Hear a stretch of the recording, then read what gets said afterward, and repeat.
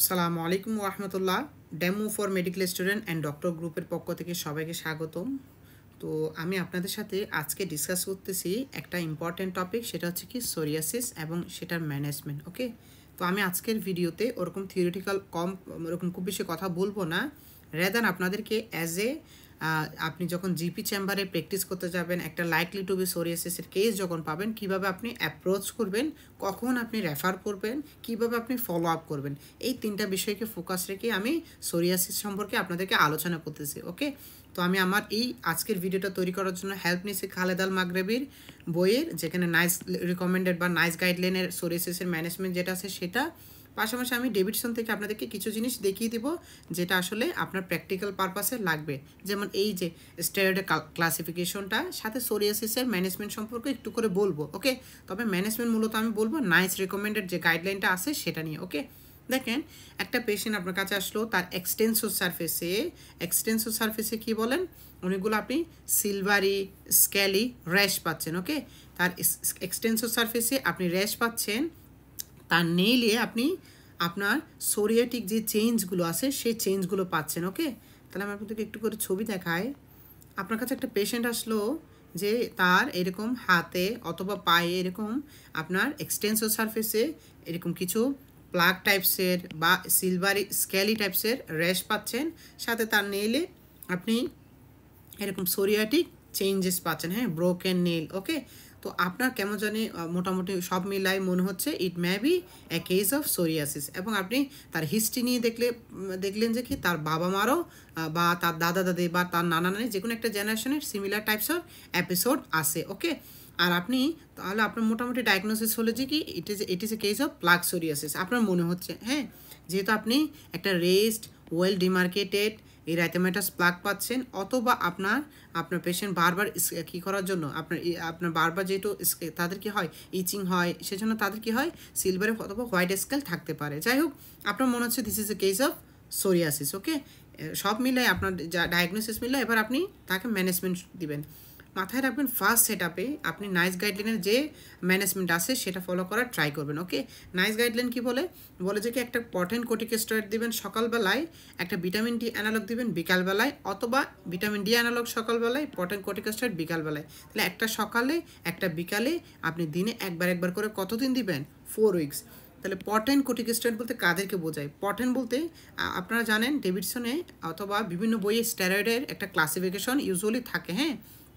ওই ক্লাসিফিকেশনে আপনার দেখবেন স্টেরয়েডের 4টা ক্লাসিফিকেশন থাকে, সেখানে mild, moderate, potent, very potent, 4 রকমের আপনার কি আছে ভাগ করা আছে স্টেরয়েডকে। ওকে, এই যে আমি জেনেরিক নাম সহ এটার আমার যে জিপি ব্যাচটা আছে এসিজিপি ব্যাচে জেনেরিক নাম সহ ডিসকাস করছিলাম। আশা করি যারা ওই ব্যাচে ছিলেন তারা সবাই এই 4টা নিয়ে একটা ভালো কনসেপ্ট রাখছে। ওকে, তো এখানে পটেন্ট বলতে ইউজুয়ালি আমরা এখান থেকে একটা দিয়ে দিব। ওকে, আমরা চাইলে ভেরি পটেন্ট অনেক সময় দিয়ে দিই, কোনো সমস্যা নেই। তাহলে পটেন্ট বলতে আপনি বিটামেথাসন এন দিতে পারেন, ফাসিড বিটি দিতে পারেন। ওকে, তাহলে কোনো পটেন্ট অনেক স্টেরয়েড আছে, তবে কথা হচ্ছে কি জানেন, বিটামেথাসন এন বা ফাসিড বিটি এগুলোতে আসলে কম্বিনেশন, মানে এখানে আপনার টপিক্যাল অ্যান্টিবায়োটিক সহ আছে, এখানে নিউমাইসিন আছে, এখানে ফুসিডিক অ্যাসিড আছে। ওকে, ব্যাটসিএলে ক্লট্রিমাজল আছে। ওকে, আবার সোনেটা এবং মোমেসন এগুলোতে কি আছে, শুধু স্টেরয়েড আছে, এগুলো দিতে পারেন। ওকে, তাহলে আপনি মোমেটাসন গ্রুপের একটা স্টেরয়েড দিয়ে দিলেন বিকালবেলায় বা সকালবেলায়, সাথে ভিটামিন ডি অ্যানালগ দিয়ে দিলেন কোন বেলায়, অন্য আরেক বেলায়। ভিটামিন ডি অ্যানালগ বলতে ক্যালসিপেট্রিয়াল, বাজারে কী নাম পাওয়া যায়, ডাইভন নামে পাওয়া যায়, 300 টাকার উপরে এটার দাম, হ্যাঁ, ডাইভন নামে পাওয়া যায়। ইভেন বাজারে আপনার এই দুটার কম্বিনেশন পাওয়া যায়, ডাইভন প্লাস, অনেকে ডাইভন প্লাসও দিয়ে দেয়, হ্যাঁ, সকাল বিকাল ভাগ না করে। যখন আমরা ইনিশিয়ালি তো এইভাবে দিব, পরবর্তী যখন কন্ট্রোল হয় না, যখন দেখা যায় কি দুইটাই দুই বেলা দেওয়া লাগে, স্টেরয়েডও দুবেলা, তারপর আপনার ভিটামিন ডি অ্যানালগও দুবেলা, তখন অনেক সময় ডাইভন প্লাসটা আমরা দুবেলা দিয়ে দিই। যখন আমরা দুটাই দুবেলা করে দেওয়া লাগে তখনই আমরা কম্বিনেশন চুজ করতে পারবো। ওকে, তাহলে আপনি ডাইভন দিলেন ধরেন বিকালে, পটেন কর্টিকোস্টেরয়েড দিলেন সকালবেলায়, ব্যাস। এবার কতদিন রাখতে বলবেন তাকে? 4 উইকস। ওকে, আপনি ফলো আপ করবেন 4 উইকস।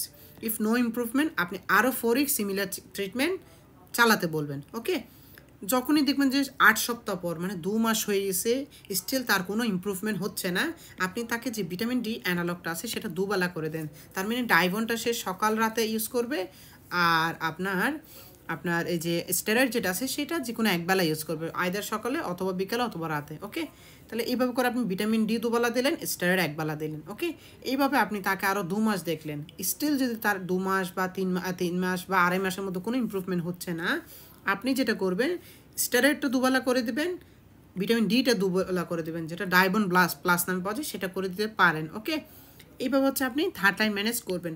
অথবা আপনি স্টেরয়েডটা একবেলা রেখে আপনি কোলটার অ্যাড করতে পারেন। কোলটার বাজারে কী নামে পাওয়া যায়?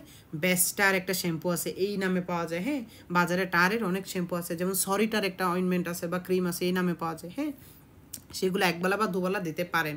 তাহলে ফার্স্ট লাইন ড্রাগ কী বলেন তো? ডাইবন একবেলা, ধরেন সোনেটা একবেলা গেল। সেকেন্ড লাইন কি? ডাইবন দুবেলা, সোনেটা একবেলা গেল। থার্ড লাইন কি? ডাইবন দুবেলা, সোনেটা দুবেলা অথবা ডাইবন প্লাস দুবেলা গেল। অথবা আপনি ডাইবনটা দুবেলা রাখলেন, সোনেটা বা ইজেক্সটা একবেলা রাখলেন, কোলটারটা একবেলা রাখলেন। এইটাও একটা অ্যাপ্রোচ। ওভারঅল সব অ্যাপ্রোচের সাথে একটা জিনিস সবসময় কমন রাখবেন, সেটা কি? ইমোলিয়েন। বাজার ইমোলিয়েনগুলো যেগুলো প্যারাফিন, হ্যাঁ, জেরোসফট, ইমোলিয়েন এই জাতীয় নেওয়া পাওয়া যায়। তবে রিসেন্টলি আপনার প্যারাফিনের সাথে আপনার নতুন একটা রেজিমেন অ্যাড করে একটা ক্রিম আছে যেটা নাম হচ্ছে নোভা কেয়ার নামে পাওয়া যায়। হ্যাঁ, নোভিস্তার নোভা কেয়ার, হ্যাঁ, এটা অ্যাড করতে পারেন অ্যাজ এ ইমোলিয়েন। ইমোলিয়েন্টের পারপাস কি? এটা স্ক্যালির লসটা কমাবে, প্রোরাইটিসটা কমাবে। ওকে, এইভাবে আপনি একটা পেশেন্টকে মোটামুটি ভালোই ম্যানেজ করতে পারবেন। ওকে, তাহলে মাথায় রাখবেন আমরা ফার্স্ট লাইন ট্রিটমেন্ট হিসেবে ইউজুয়ালি টপিক্যাল স্টেরয়েড সাথে টপিক্যাল ক্যালসিপেট্রিয়ল মানে দিয়ে থাকি। ওকে, এইভাবে আপনি মোটামুটি একটা পেশেন্টকে ম্যানেজ করতে পারবেন। ওকে, এখন দেখেন যদি ধরেন যে কি পেশেন্টের কী হচ্ছে, ম্যানেজ হয়ে গেল, তখন আপনি মেনটেনেন্স থেরাপিতে যেতে পারবেন। ওকে, মেনটেনেন্স থেরাপিটা আমি ডেভিডসন লিখে রাখছিলাম একটা জায়গায়। আমরা মেনটেনেন্স থেরাপিতে অনেক সময় যেতে পারি যদি কি হয় বলেন, পেশেন্টের কন্ডিশন ইমপ্রুভ হয়। ওকে, আমার যদি বা আজকে ক্লাসে মোটামুটি ফোকাস ছিল হচ্ছে কি আপনাদেরকে ইনিশিয়াল ট্রিটমেন্টটা কীভাবে করবেন, কীভাবে তার ফলো আপটা করবেন, কীভাবে ড্রাগের রেজিমেন্টটা বাড়াবেন। ওকে, এখন কথা হচ্ছে যদি উন্নতি না হয় সেক্ষেত্রে কী করবেন। আচ্ছা, তাহলে যেটা বলতেছিলাম মেনটেনেন্স থেরাপি। হ্যাঁ, তো আমরা ধরেন একটা পেশেন্ট আমি যেভাবে দেখালাম যে প্রথম 2 মাস পর একবার ফলো আপ করলেন, আবার 2 মাস পর একবার ফলো আপ করলেন, আবার 2 মাস পর বা 2.5 মাস পর ফলো আপ করলেন। এইভাবে আপনি ধরেন থার্ড লাইন ড্রাগ অ্যাড করলেন, কোন একটি স্টেপে ফার্স্ট লাইন অ্যাড করলেন ইমপ্রুভ হয়ে গেল, অথবা সেকেন্ড লাইন অ্যাড করলেন ইমপ্রুভ হয়ে গেল, অথবা থার্ড লাইন অ্যাড করলে ইমপ্রুভ হয়ে গেল। যে কোনো একটা স্টেপে যদি ইমপ্রুভ হয় আপনি মেনটেনেন্স থেরাপিতে চলে যাবেন। ওকে, মেনটেনেন্স কয়দিন করবেন? 3 থেকে 6 মাস। মেনটেনেন্স কেন করবেন? বিকজ সোরিয়াসিস এমন একটা ডিজিজ যেটা কী হয়, রিল্যাপস হয়, রেমিশন হয়, যার কারণে আমরা 3 থেকে 6 মাস কী করবো, আপনার মেনটেনেন্স থেরাপি রাখবো, followed by the life long emollient. Maintenance কীভাবে করি আমরা? যে কোনো সপ্তাহে যে কোনো একটা দিন ডাইভন দিবেন, সপ্তাহে যে কোনো একটা দিন স্টেরয়েড দিবেন। এইভাবে করে আপনি মেনটেনেন্সটা করবেন। ওকে, 3 থেকে 6 মাস রাখবেন, এরপরে লাইফ লং ইমোলিয়েন।